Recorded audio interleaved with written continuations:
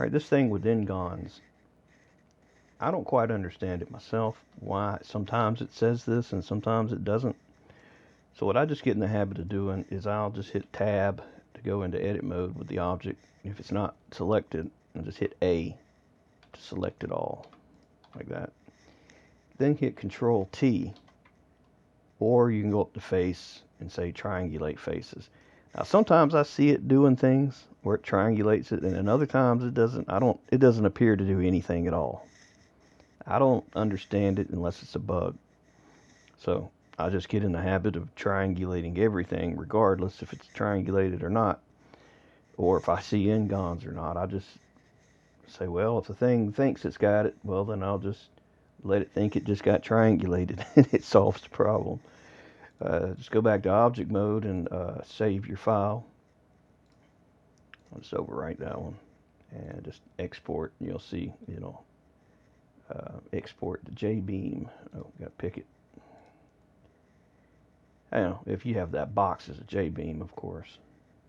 But yeah, I'll get that too. It'll say down here at the bottom, object has Ngons, and like I said, just go to tab to edit mode and select everything with A and Control T.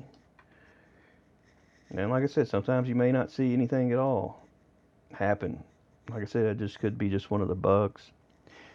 And in case you're not sure, you can hit this scene properties and it'll tell you where your export path is. I have found that this path sometimes changes depending on what I'm doing. So I got like 3 or 4 shortcuts on my desktop for Jbeam export, because it has a mind of its own sometimes, I guess. Maybe it probably has to do with where you're actually saving your Blender file to, is where this is getting, these exporting to, but I don't know. That's just another little tip that I figured out. Maybe I can help you out there, but I'll make another video this weekend on making objects. Somebody's asking me about making hinges. Like if you got 2 objects and you want to hinge them.